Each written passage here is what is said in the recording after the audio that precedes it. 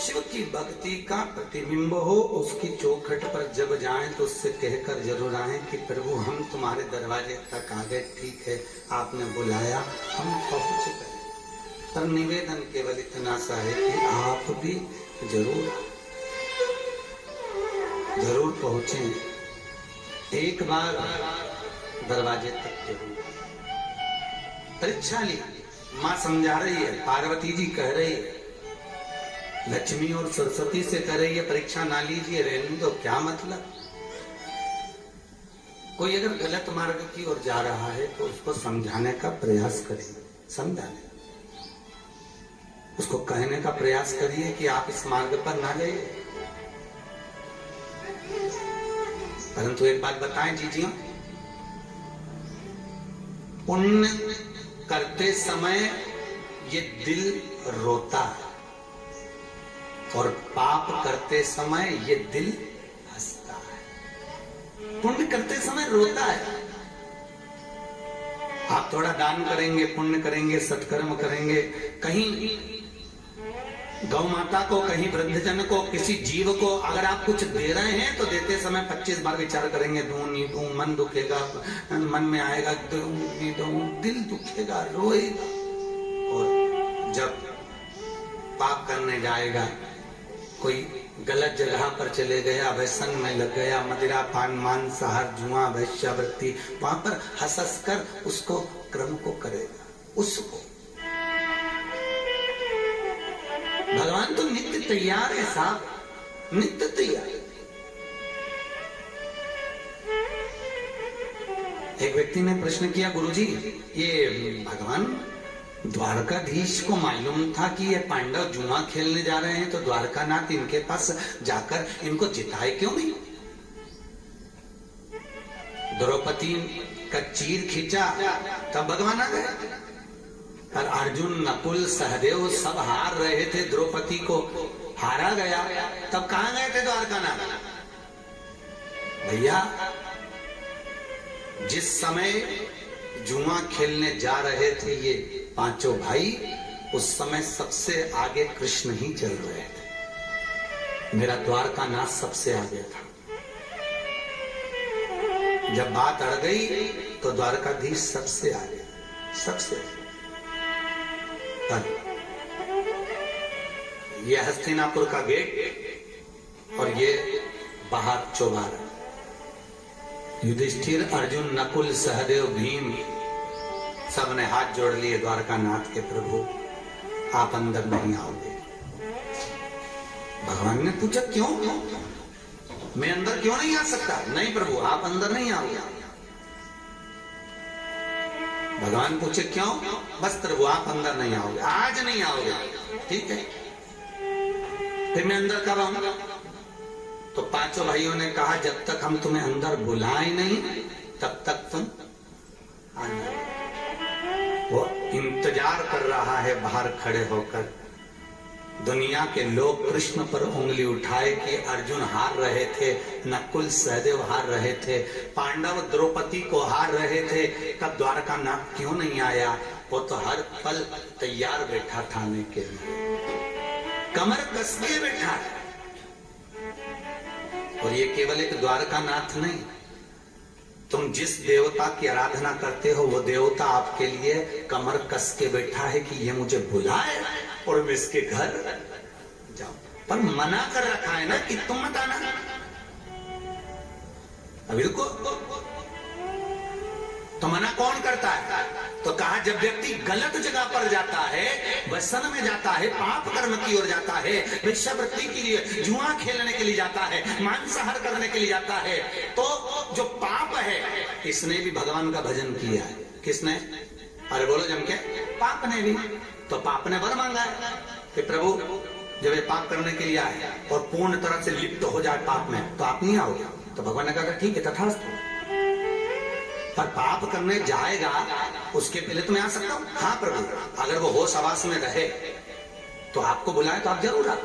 तो ये पाप करने वाले जो होते हैं वैश्यावृत्ति, जुआ, मांसाहार, मदिरा पान, गलत कर्म करने वाले होते हैं तो ये जब पाप में लिप्त होते हैं तो इनको कुछ सुध नहीं पड़ती, ये तो अपने पाप कर्म में लगे रहते हैं। भगवान बाहर खड़ा छटपटाता रहता है कि मैं अंदर जाऊं, और दिक्कत ये है कि बुलाया कैसे जाऊं मैं अंदर, किस वैसे पर जाऊं मैं अंदर, क्या करूं?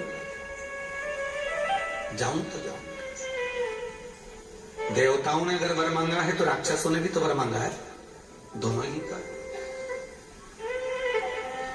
फिर भगवान ने चाल चली।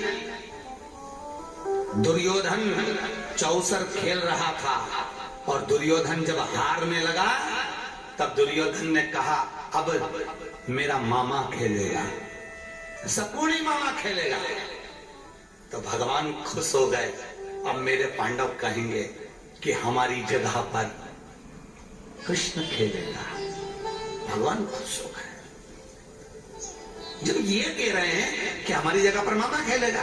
तो इनको कहना था, भगवान को लगा अब मेरे पांडव कहेंगे कि मेरी जगह पर मेरा कृष्ण खेलेगा। भगवान उठकर खड़े हुए दरवाजे पर, अपने चित्त में, अपनी वृत्ति में वो परमात्मा होना चाहिए, वो परमात्मा।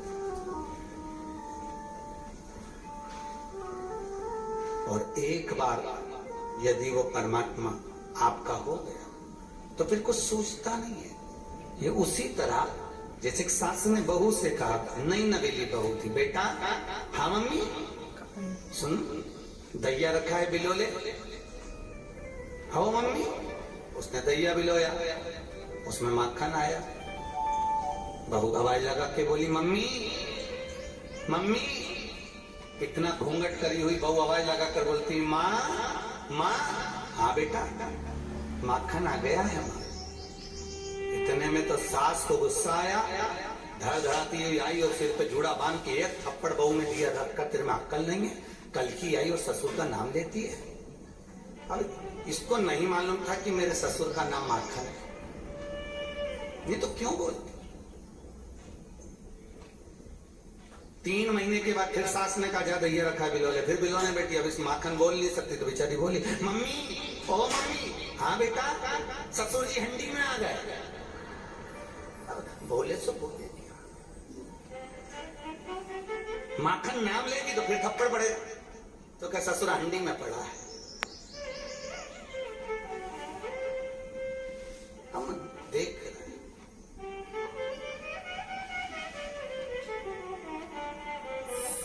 उसको पाने का एक तरीका हम ढूंढ रहे हैं, वो मिले। यही जीवन का एक सार्थकत्व है महाराज, यही जीवन। हम कभी भी किसी मंदिर में जाएं तो जाते हुए उस परमात्मा से जरूर कहकर आए कि प्रभु हम तुम्हें लेने के लिए, तुम्हें बुलाने के लिए आए, हम तुम्हें पाने के लिए आए महाराज। और भीतर से एक छटपटाहट भगवान से मिलन की होना चाहिए, भगवान से।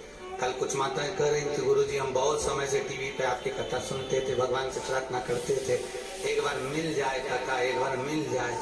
बहुत समय के बाद योग लगा, वो तो भला हो साधना भाभी का, जो कि राजेश भैया तो एक बार थोड़े से पीछे भी हट गए थे कि भाई होगा देखा जाएगा, करें ना करें। पर भाभी आपने जो दृढ़ता बनाकर रखी, नहीं शंकर की कथा एक बार तो करा लो, जो होगा देखा जाएगा। शिव है करे, दृढ़ता आपकी। और ना जाने किसके पुण्य से, किसके भाग्य से ये कथा यहाँ हो गई, ये प्रभु की कृपा है। तो हर पल उसकी याद स्मरण करते, हर पल हर क्षण उसकी याद, उसकी स्मरणता हमारे भीतर बनी रहे। और ध्यान ओ काशी के भोलेनाथ, मने थारी याद सतावे है। ओ काशी के भोलेनाथ, मने थारी याद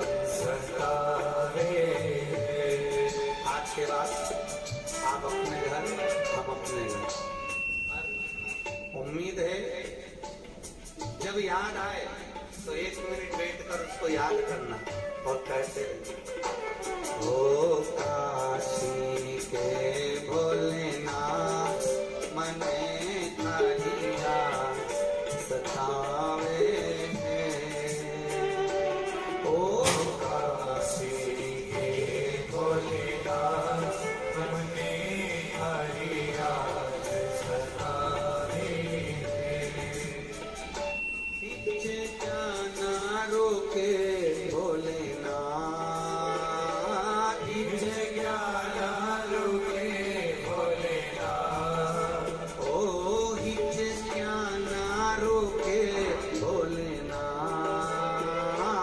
इच्छे जाना रोके भोलेनाथ मन में थारी याद सतावे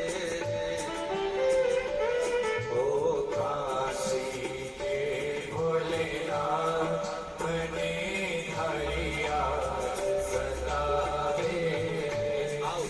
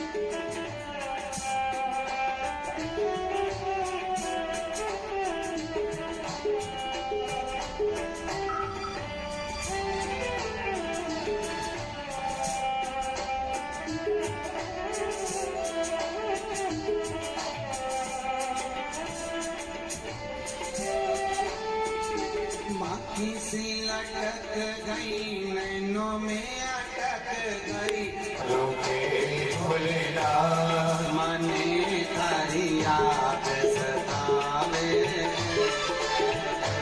ओ काशी के भोलेनाथ मने थारी याद सतावे ओ काशी के भोलेनाथ